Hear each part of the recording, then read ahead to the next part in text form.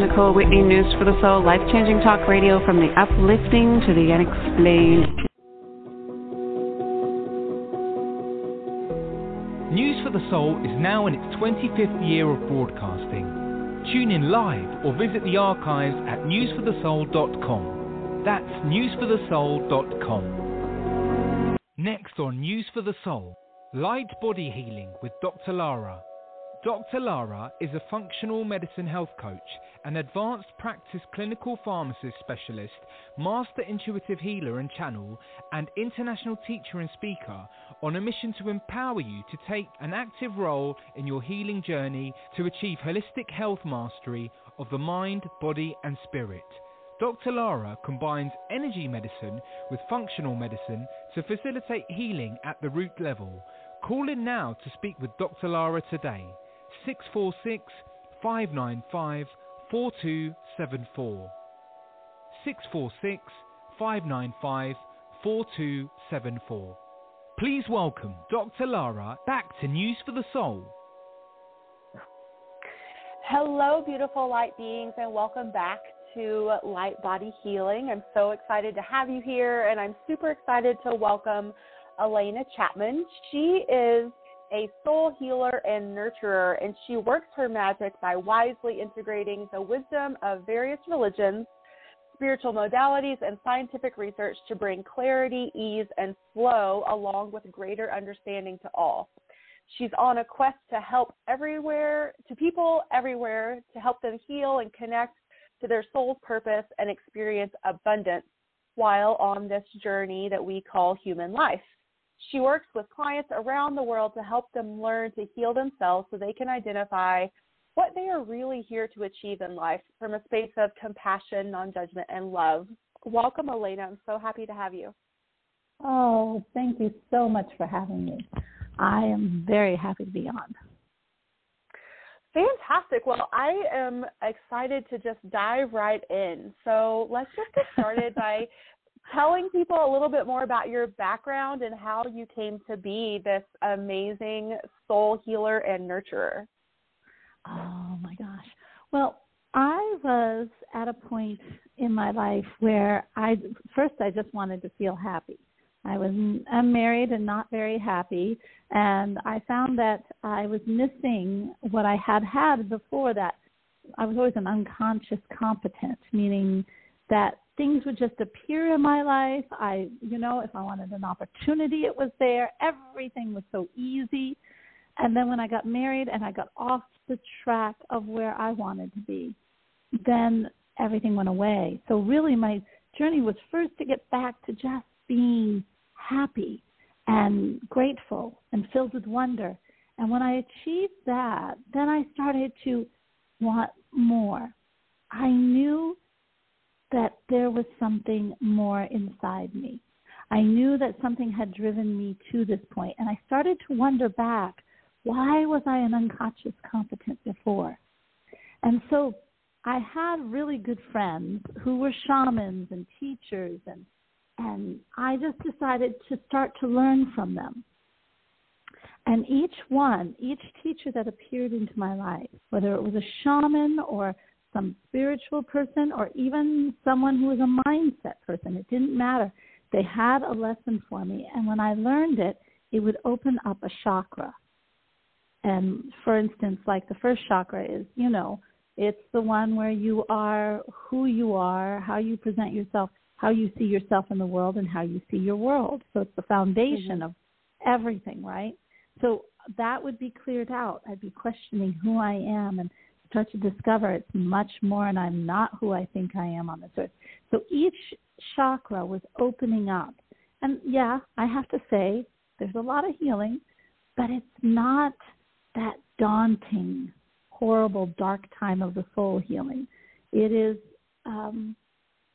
it's done in a way that the healing is almost miraculous to you. And as I went up, I got more clarity of the soul. Then I started to hear the soul. And I remember the first time I was in the car and I said, "Are you there, soul?" And I heard, "Of course I am, Alena." And it was so I thought, I have got to live more this way. And so I just kept going, and I kept opening myself up. Every morning, I still do it. I say, good morning, soul. How are you? And I hear the answer, and it opens the door for the day.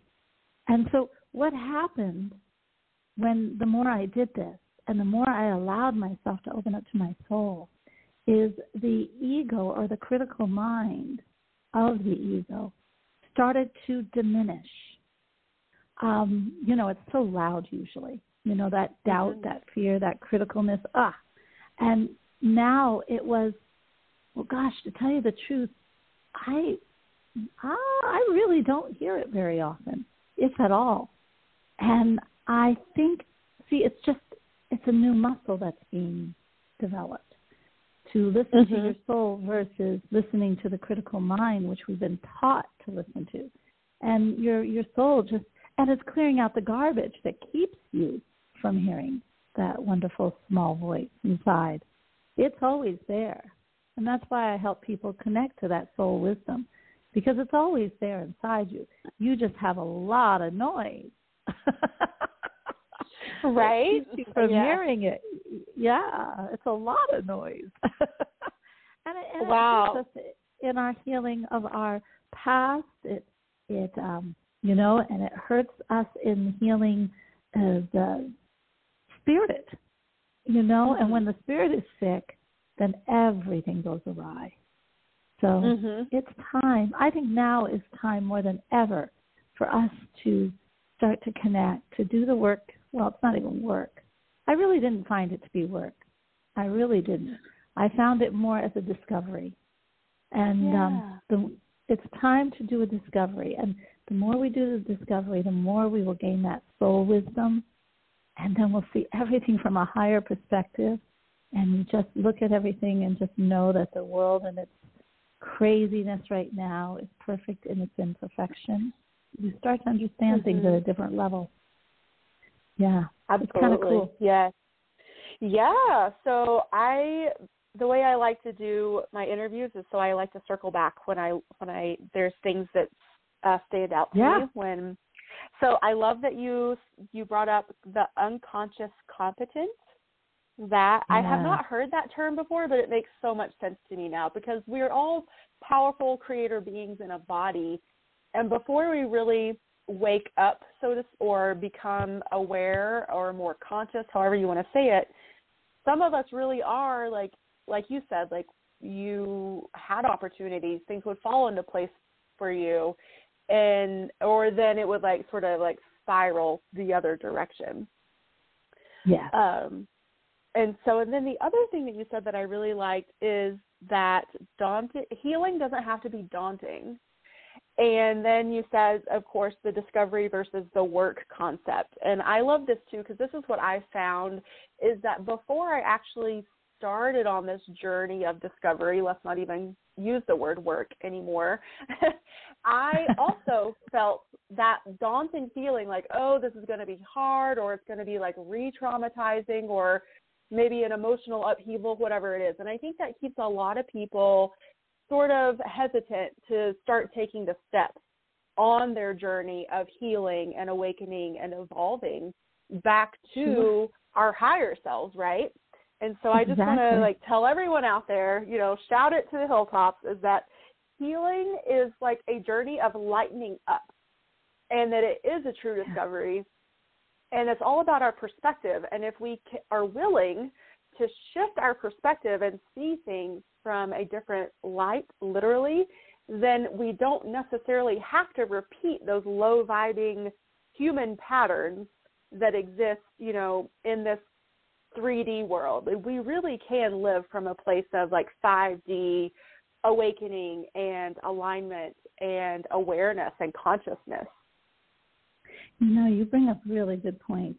And about, it's very much your perception. It's just like if you had a sickness in the body. If you had a problem with the body, if you go about it in a way, if you take your medicine or whatever it is that you have to take, but then you go about it that this is, I'm going to learn how to heal. I'm going to heal this. And if you go about it in that way, that you find it heals faster. You find that your own strength starts to develop. Your own gifts start to develop in that process. That's the same exact way it goes when you start to diminish that critical mind and open up to the soul. You work through the chakras to clear out all the garbage. I mean, yeah, if you want to take the shortcut and you want to just diminish those old beliefs and hear the soul, it's harder, believe it or not, because the subconscious mind is a very strong little muscle, and we have given it so much power. So you're still going to have that stuff. You're going to have everything come up because you haven't healed it. When you're healing through the chakras, you're actually healing that subconscious mind, and it automatically changes your perception. So, yes, you can go to someone and just hear your soul. They'll tap you in. They call it tapping into your intuition. But then all of a sudden you'll start, because we're smart. We're smart. And so is our ego, and so is our critical mind. And what happens, it says, oh, so she really likes to hear it that way, huh? And it'll start talking in that smaller voice, but because it is your mind, but it'll have an edge on it. And you won't know because you're still laden with all your stuff, all your garbage from your past, all the things you never healed from, all the labels people gave you, all the things you think you are. You know, the expectations, the obligations, the guilt, the shame, it's all there. So you have to go through it. But my gosh, you're right. When you go through it and you just start to open. I found it miraculous. And I learned through this healing process what an incredible kid I was. You know, how much I did. And you start to see yourself in a different light. And it's so funny because your memory will now start to remember really good things instead of the bad. Everything changes. Everything. It's amazing. Yes, one of my clients and I were just talking before I got on to the show today about the concept of aging and how so many of us, I mean, the majority of all of us across the planet, right, we've just bought into this, or we've maybe like a mass consciously agreed up until a certain point that this is what aging looks like, and this is what it looks like at this age and that age, and, you know, yada, yada, yada. But really, so silly.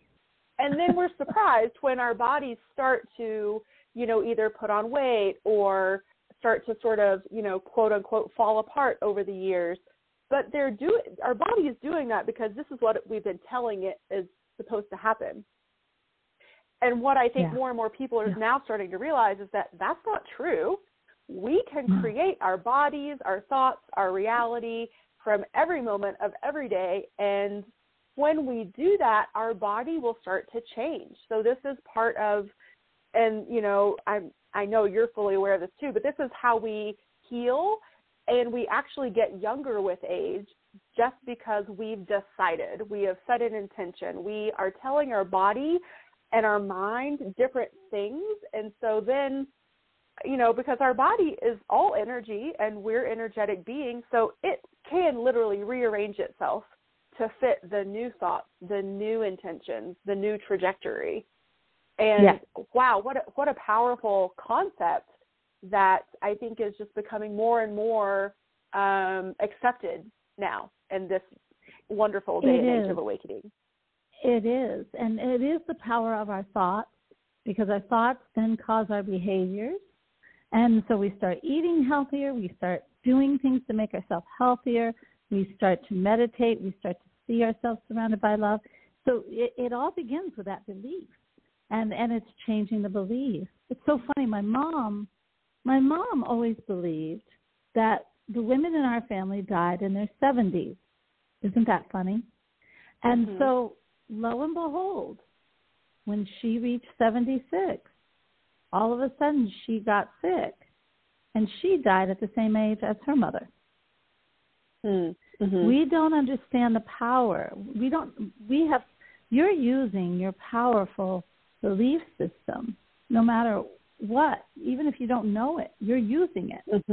But isn't it wiser to learn how to use it in the correct way and to tap into something higher than yourself and to stay on track and feel that greatness every day, that calmness, that courage, that authenticity that you can live by, and just be happy with that and start creating the things you want to create than going around creating disasters?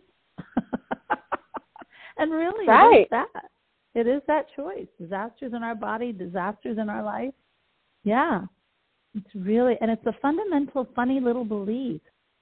If we believe life is hard, guess what? It's going to be.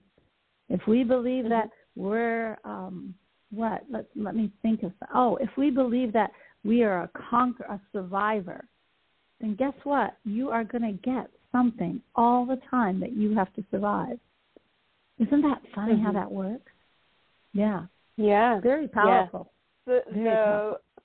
The thought that I've been working on clearing and changing just within the last 2 weeks is this concept of I can't change my body. You know, and I think a lot of us can relate to this, is that over time we're told, oh, well, you know, this is just your body shape or your body size or how it functions, you know, in exercise or competitive sports or whatever it is. You know, we're told all these things over time. And again, when we're unconscious, we don't realize that we're taking that in and unconsciously agreeing. Even if it doesn't feel like it is in alignment, we don't know that yet, right? Because we're still unconscious.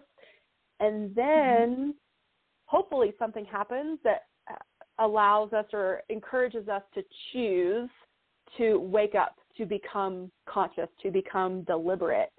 And then we're like, oh, well, just because I've been told this, and I've even told this to myself all these years, does that really make it true? And I think that's really where the magic happens, because then we get to be like, oh, wow, no, this doesn't have to be real for me anymore. Yeah. And we get to choose a new way of being.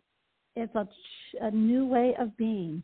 And just to back that all up for you, do you realize, you know, I've done studying, and I was fortunate when I used to be in music, and I taught in almost every religion and modality.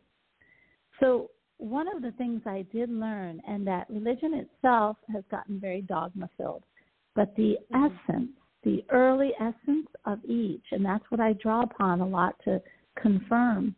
In the Kabbalah, and I'm not Jewish, but I did teach in a Jewish faith. In the Kabbalah, there's actually the belief that we form, by our thoughts and our beliefs, that we form our facial features and our body. And they will even tell you different things about your body that show different parts of the inside of you. Now, isn't that fascinating? Now, that goes back how far? Oh, God, you know? And here we are we're just discovering it all over again.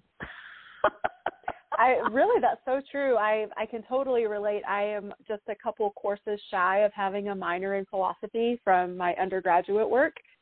And people sort of look at me funny. They're like, well, you're a trained scientist, but you also have this, you know, religious and philosophy studies. And I just look at them like, these old ancient religions were really the basis of our science and then what became our medicine. We've gotten far away from it. But if you look at physics, metaphysics, quantum physics, all of that really is science just catching up to what we knew spiritually and energetically thousands and thousands of years ago. So, I love it. Yeah, I know. Love it. Isn't it something? It really is. It is time for us. And I do think, you know, we also have so many psychic abilities we don't even realize. When you live by your soul, when you start to open up to your soul, you're living in your higher self. And when you do that, your psychic abilities start to open, such as healing, such as seeing life, you know, seeing the higher picture, seeing life forward, all the other fun things that people want to play with and be. But really, it's that powerful healing thyself and understanding the full picture, I think, are two of the most important for our life here on our journey on this wonderful planet. And we need to get back to the way we're supposed to be. And our lives do bring us, everything about our life is to bring us to that point. I think now is the time for people to start to awaken. I think it's important for people to start to awaken and to start living by their higher self.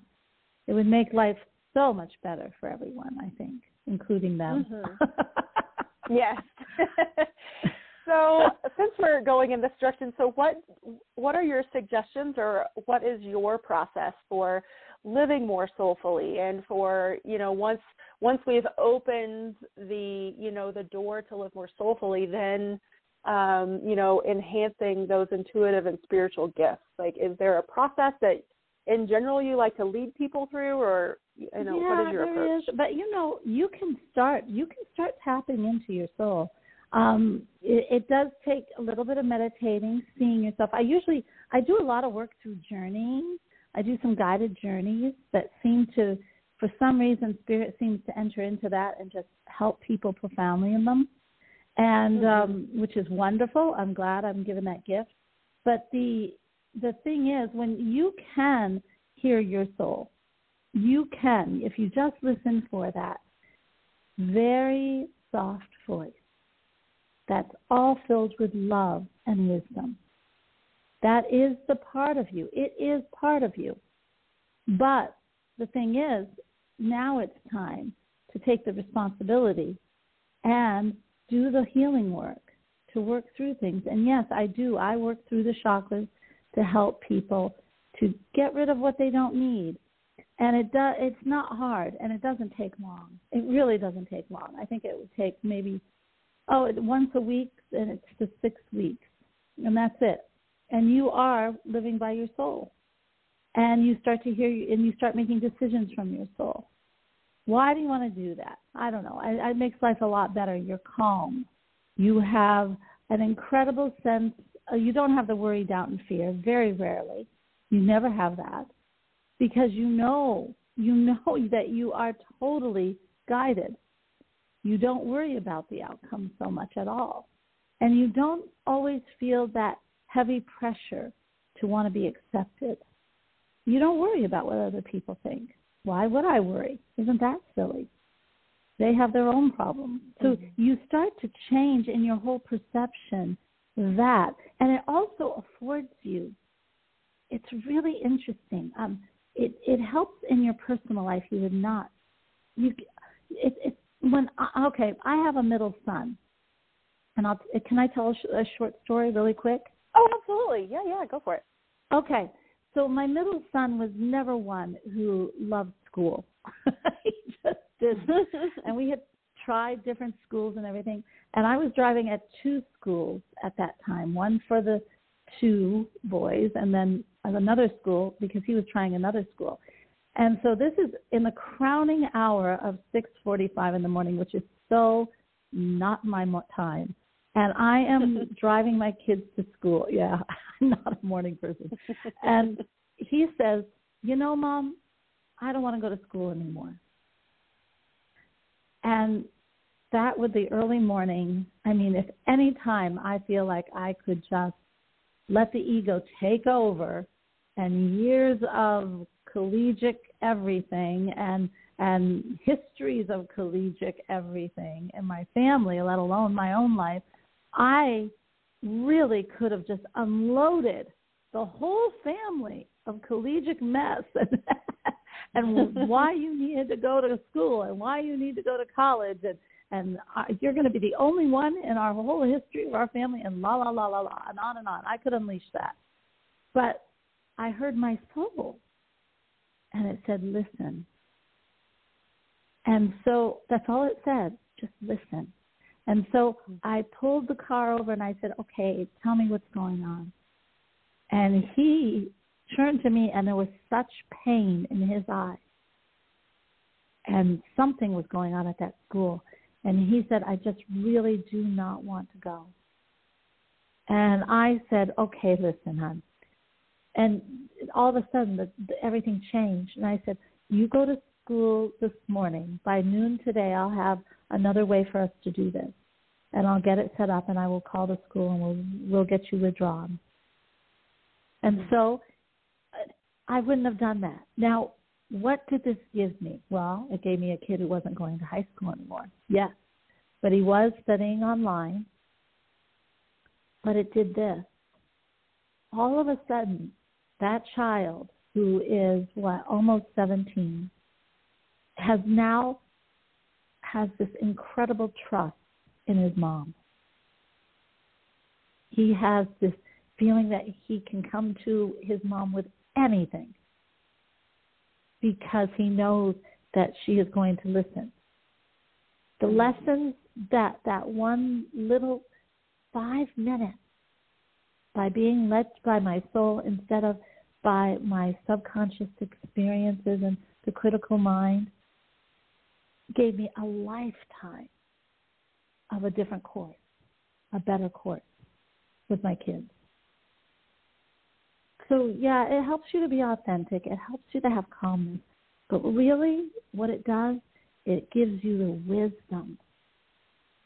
wisdom above everything else that creates a whole different world for you by how you respond to everything. Because you're coming from wisdom, age-old, worldly wisdom. Yeah. Right. There's an element of a calm confidence. I think a lot of us, totally, when we're moving through life in the unconscious state, we are, confused, we're fearful, we're, just moving through things because we're told that's what we're supposed to do or should do or, all those things. But once those days stop too. Yeah, but once we're awakened to our soul and our higher self, then you're just able to know, that calm knowing. Yes. Yeah, you hear it. And it doesn't take much because you're already in tune. So when you hear listen, it's enough to stop and listen instead of going full ahead and you're bravo, being a bravo kind of person.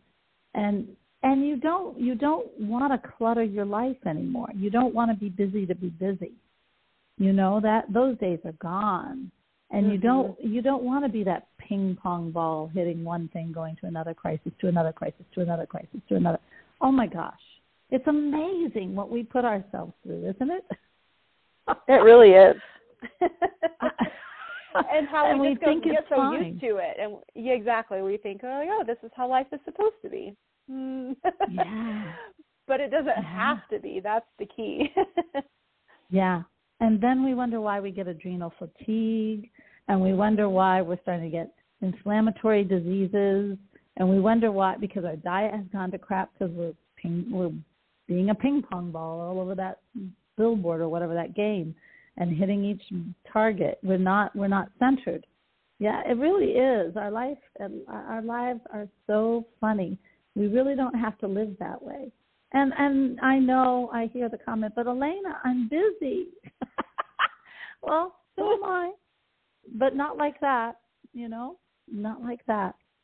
And I know that everything's there's two ways to do things. There's a calm, steady progression way, or there's the chaotic craziness. I'm going to add 50 million more things than I need to in that day. So and when you do that, you can't hear your soul because you're in your head. Mm-hmm. You're not present. You're not treating the moments as sacred as you do when you have your soul. And those precious moments that are incredible sacredness, and the signals and the way the universe wants to talk to you all the time. You don't see that. You know? Yeah. Yeah. And when you bring up the word busy, and it's like, okay, yes, you might be busy, but are you productive? And what does that look like in relationship to the goals that you have for yourself, whether it's, a fitness goal or a career goal, or maybe, you're writing a book, or maybe you want to grow a business, whatever it is. How does that, factor into it's so funny, especially in the United States and the Western world, how that word busy is like worn like a badge of honor. Like, oh, look at me and how busy I am. Oh, it's so funny. I know. Especially moms, when your kids are in school, you really do. It's who is the busiest. And it's so silly. Right? That's not good for us. No, most of us are not happy being busy. We are happy when we feel like we're accomplishing the things that are meaningful to us. And that's what I mean by productive. And so, so how much of your life is spent, really moving through those things that mean something to you, not, again, like not running around like a crazy person for your kid or for your, mate or for your job, or maybe you're torn between multiple jobs. You know what that does, too, because you are being so-called busy and you're bouncing all over the place, and because you're not centered within yourself and you're not grounded, what happens is you become more susceptible to what others think of you and the opinions of others and taking the advice of others over your own. And because you don't have time to think. And when you do think, you're thinking in spurts. You're not totally really taking it in and saying, is this what I want, or is this where I should go, or is this where I want to be? You're just, we become victims to the circumstance, and we soon lose ourselves, because we're following we're now in the worldly world of being accepted, of doing things that other people think we're good at, and is it really making our hearts sing? Is it really creating the kind of parent we want to be? Is it being the kind of person we want to be? It all depends, It depends what you want. Personally, I never go a day without doing a form of meditation at least once or twice a day. I always think before I speak. I love to have a good time. People say I'm fun. I'm not always like this sedentary rock. I'm never that, actually. But I love to enjoy life. Yeah, I'm not like a monk on a hill, I live my life. But I'm centered. And if I'm driving in the car, yes, I'm looking up at the clouds. I'm always present in every moment. Yeah, it is a good way to be. It really is. I think people worry too much. And worry, you're the doctor. Worry causes so much stress on our body. Yeah, it really does. Stress. Yeah, they're finding out more and more how that's causing sickness, and inflammatory diseases in us. So it's time for a change. And it's fun to play with all the new things that you start to find that you're able to do. You might find you have a gift in healing. You might find that you're an empath. And instead of using it as a weakness where you feel like you can't walk into a room, you learn through your soul how to use that incredible gift to help other people and to feel a room, and then have the power within yourself to change that vibration of that room. Isn't that cool? Isn't that a handy little thing to know? It doesn't. It never stops. It never stops. You can go on and on learning. We are incredible beings. We just don't know it. It's time to know. Really is. Yes. And it all comes down to choosing, to making the choice. So every year for the last 2 years, I've been picking a word as like my theme for the year. And this word, it was choose. So one of the things that I really like to do with my clients too is have them deliberately for a week write down all the things that they think that they have to do. So like they have to go to work, or they have to go to the grocery store so that they eat, or, all the things. And then once they have those lists, and I encourage them to make the list every day for a week, then I also encourage them to, okay, now look at this and actually change that word to have to choose. You are choosing to go to work. You are choosing to take your kids to school. You are choosing, to feel this emotion. You're choosing to have this thought. And once we shift that, then, like you said, it's just everything is different. And we get to say, oh, well, there's an alternative, isn't there? There's almost always an alternative out there. Yeah, you're breaking a big, giant mindset in that, because with a job, and we live like, well, we used to. I think it's changing a little bit, but we live like our parents. And so, you graduate, you get the job, but now the poor kids who are graduating now, there are no jobs. Or there's not, it's harder to get the jobs that you want. But anyway, but they do have, we do feel like we are fitting into the same roles as our parents. And so we put that have to before everything we do. But no, it's a total choice.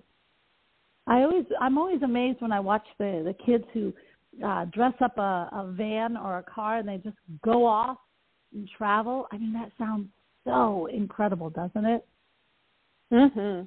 Yeah. To just live and change everything about life.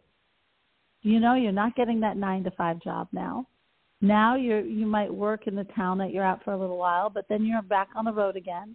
You have your family, you have everything right with you, and you're just traveling, seeing the wonders of the world. Interesting, isn't it? Mm-hmm. Yeah, I mean, and I live in a ski town. I live around the Lake Tahoe area, and so I have several friends that are self-professed ski bums. And essentially what that means is that they might have a job, maybe two, but nothing's permanent. They have everything that they need. Some of them are doing the van life. Some of them have apartments or are renting rooms, but they make a conscious choice to live this life, and everything falls into place, and they are provided for with their own resources that they pull in around them, so that it enables them to ski as many days of the year as they want. And, sometimes they go down to South America, and during our summer, South America's winter, they ski and work down there. And so I think that's a really good example. And then also, with the pandemic, a lot of families sold their house and did the van life thing, like you said, and they're traveling around the country and they're seeing all these amazing things.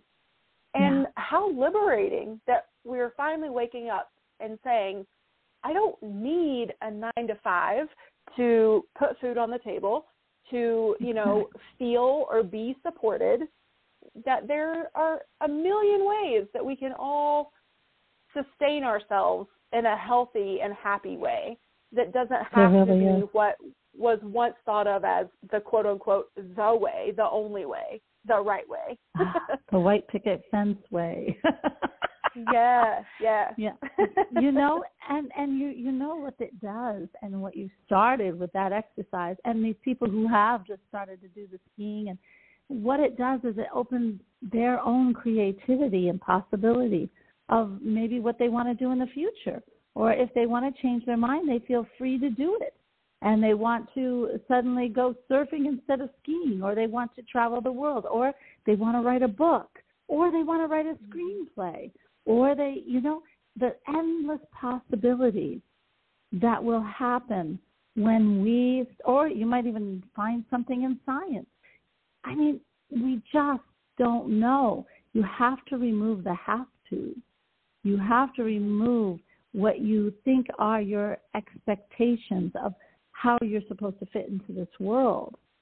And when you do that, it's like, oh my gosh, I can really do and be anything as long as I really want it. And that's it. And what a way to live, right? Oh, yeah. Powerful. Yeah. It's very powerful. And happy people make a happy world. Yeah. Yeah. Yeah. And so happy people make a happy less sickness, right? Yes. Yeah. I think it's interesting that we'll talk about the chaos of the planet just for a little bit. Sure. But I mean, and we could talk about COVID or, the conflict that's happening in Ukraine or, all the different ways that contrast is coming up around the world. Oh, it's okay. Yes, that's my dog. And I have one right next to me, and my other one's in the other room. But sometimes they like to be known as well. Oh yeah. And I think the power in this conflict is that, again, it allows us to be introduced to contrast so that we can make choices that are more empowered and more awakened and more conscious and in alignment with the light. And so, this planet, this realm is one of a dichotomy of polar, right? There's, right. dark and light. There's good and evil.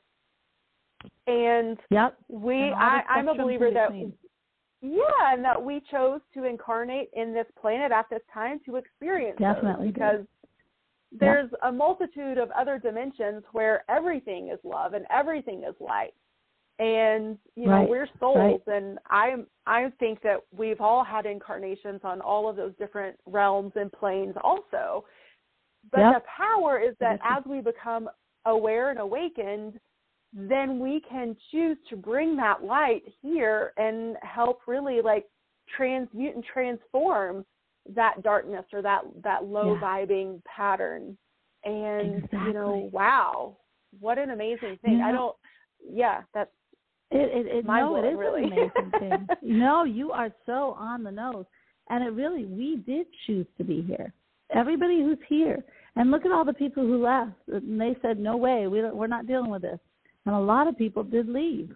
But the people who have stayed, we're here for a reason.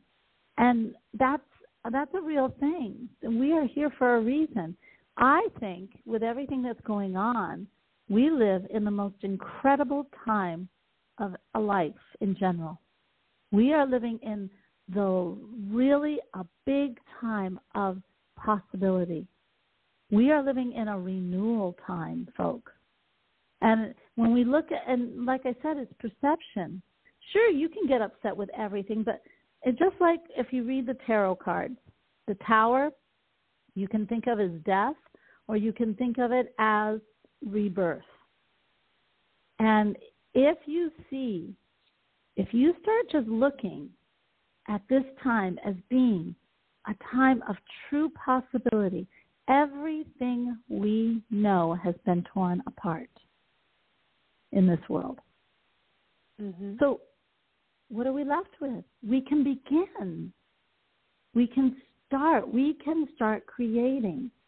Now, right now, we have the old systems trying to grab hold, but we have newness everywhere. It's like crocuses are coming up after a winter.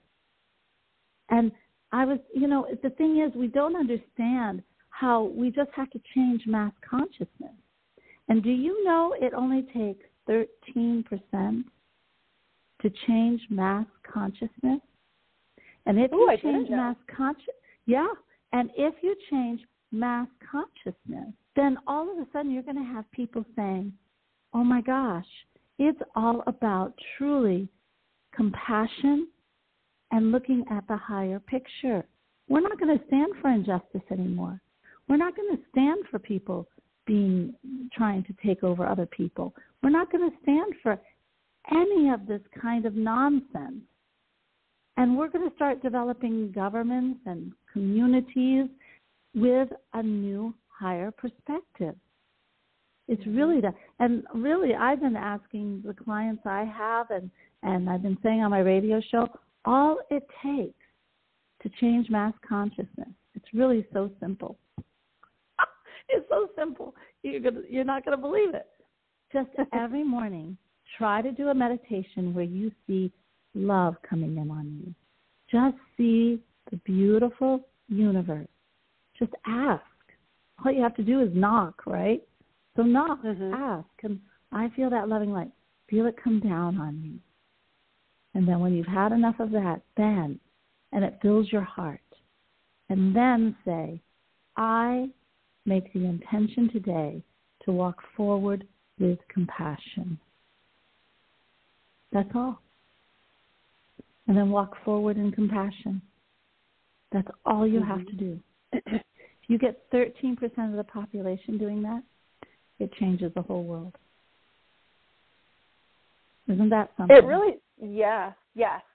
I am in total agreement, and I didn't realize that. And, you know, when we think about that number of 13, like, wow, that's such an approachable number. It's not like 70% or 90%, like only 13.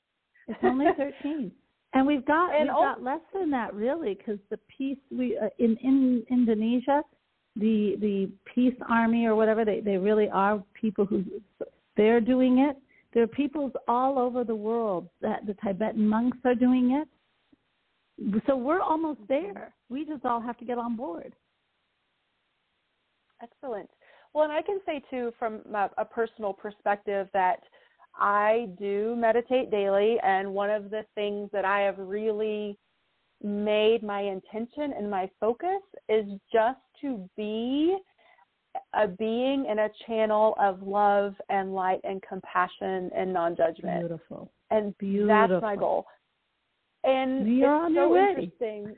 Yeah. And but going through my day after the meditation is done and you're going along through your day, you'll be presented, or at least I am, I'm sure we all are, presented with little interactions or situations where you might have in the past like completely devolved into judgment or meltdown or freak, whatever it is. But when you start your day with an intention and a meditation and bringing in that energy and just asking to be the channel, of love and light, then when those things come up, there is a pause. At least for me, there's a pause. And it's like that little reminder of, remember what you said? You wanted to be compassionate and non-judgmental. So just because this person is not acting in a way that you would like, what could be going on with them that would, have them be in this emotional state, or, and then that's where the maybe not true full understanding, but at least compassion. And so that I think it gives you a good understanding. Yeah. Yeah, but it also gives you helps an us not take opportunity. It personally. Oh gosh, I think nothing is personally. Yeah. I know, but when you're in unconscious, you don't know that, and you take. I see this with with friends and family that are still living in that, that unconscious competent state that you mentioned earlier. Is they will take like little interactions like that with perfect strangers so personally. And it's like, it has nothing to do with you. It's their stuff. It's not you, So I like that too, is that this, go ahead. Oh, no. Go ahead. You like that too? Oh, I was just going to say that it really opens us up to like so many levels of awareness of not only just for ourselves personally, but how we interact with the world, and that how when someone comes to us or we interact with someone that's having an obvious bad day, that we actually have the power to maybe help them have a better day by not mirroring their emotions back to them, that we can show them love and compassion, and that might be just enough to get them back into a higher state of being. Which then you have just done a wonderful job of raising another person into the 13% to change the world. And that's exactly how it works. Isn't that cool?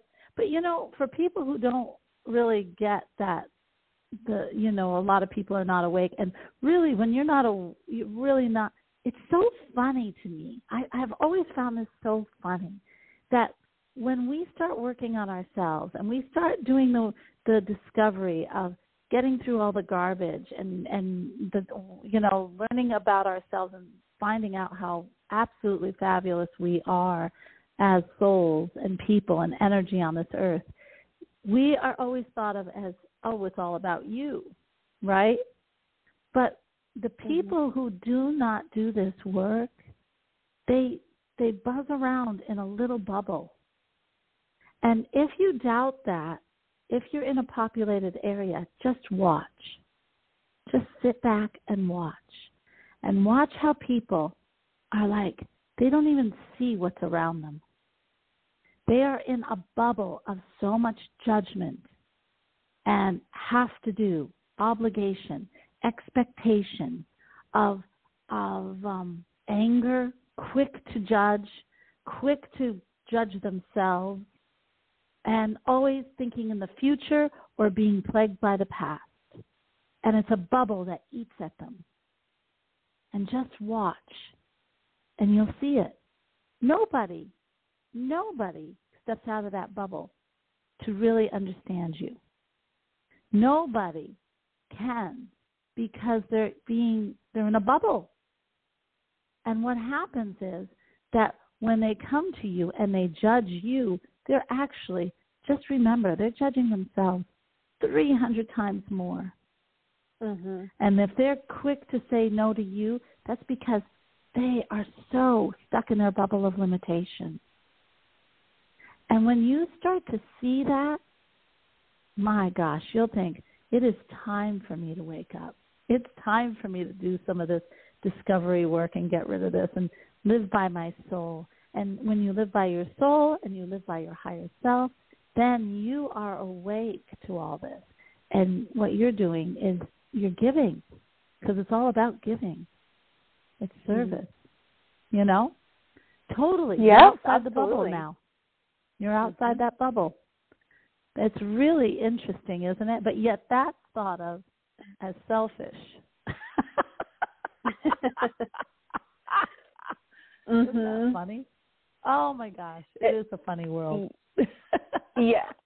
Yes, because really, I mean, we're all here we all have our purpose work, our service work, you know, and that's really just be the light. Be the light that you are. Be your unique light in this world. You're an incredible being. You are. Yeah. You are the light. You know? You really are. Yeah. And just shine it. Shine it. That's what we can do. The best way. Yeah. Yeah, I really enjoy talking to you. You have such clarity. Well, I appreciate you being here. It's hard to say thank you enough. Tell us about your book. You have a new book out. Oh, gosh, I do. It's called Hello Soul. And surprise, surprise, folks. No, it's called Hello Soul. And it's really funny because what I did was I wrote it in a way, I wrote my journey. And at the end, I give you, if you're interested, I gave you ways that you could try to start on your own journey after every chapter. But I thought, people are so sick of being told what to do.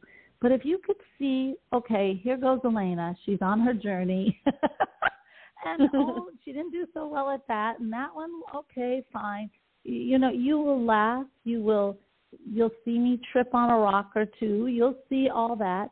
And you know what? It's okay. Nobody is perfect. And maybe, just maybe, me tripping on that rock while I was going through my studies or having trouble accepting something of myself, or maybe whatever it is, maybe it'll just open the door to thinking for someone else, thinking, you know what, I can do it. I can try this too. And that's what that book's really for. And if people want to learn more about me, we're revamping my website, but I'll tell you what, just join me on YouTube. We're doing lots of things on that, and everything is being, changed. I'm so excited. We're going through our own change in my little company. And so check me out on Alena Chapman on YouTube. And also the book is on Amazon if you're interested. Yeah. Excellent. Excellent. And I also know that you're on Instagram because I tagged you in a post yesterday. And I spread it around. Yes. I'm on Instagram, TikTok, Facebook, LinkedIn. I'm on Spotify. We have Magical Moments, which you are going to be a guest on my Magical Moments. Yes. I love that. Yes. And that is FM, AM radio, and also it's on Spotify and all the other wonderful. So Magical Moments is an incredible little show, and it's number one in the Midwest, and which is just blows my mind. And now with it being on a podcast, it's just taking off. So, and I'm so happy to have you as a guest. How fun. I know. I'm so excited. So everyone, I will be on Elena's show. I think it's May 4th. So I think it is. Not too far away. Yes. Not far at all. Again, it's called Magical Moments. So definitely maybe go ahead and check out some of her episodes over on Spotify to get familiar with it. And is there anything else that you want to bring forward before we wrap up, or anything else you want to promote? We are all about the shameless self-promotion here, too. So it's all good. You can check out, the website needs to be revamped. It's called soulmanifesto.com. Soul Manifesto, it's all one word. We put it all together, .com. And then what we have there, we have programs. I have retreats. You can see the classes I teach. I have a journey of healing, which is really fun. Like I said, that's about 6 weeks. That really starts the first M to get to your soul. And I do retreats, and I do soul retrievals, and I do really fun stuff too. So check that out. Check out the blog. I've got so much stuff. Like I said, the YouTube. But I guess, the most important thing to understand and to really what I'd like to leave everybody is that spirit is all about love, and love is spirit. It's really that simple. And the more we clean out the garbage and what we think is real and what we think is important and what we think who we are, when we start to just open with a freeness, then, oh my gosh, you have just created an incredible pathway for spirit to fill you with all the goodness you are. Isn't that cool? So if you remember that, you'll always be on this journey. Yeah. Oh, that's beautiful. I think that's a perfect place to end. Thank you, Alena, so much. It was such a pleasure having you on the show today. I'm looking forward to being on your show in a couple of weeks. And again, everyone out there, definitely go check out Alena's YouTube page and her website and her book on Amazon. And, we look forward to seeing you all back here in a couple weeks, both here and on the Magical Moment show. So thank you all so much. Have a good day. Bye. Bye-bye. Thank you.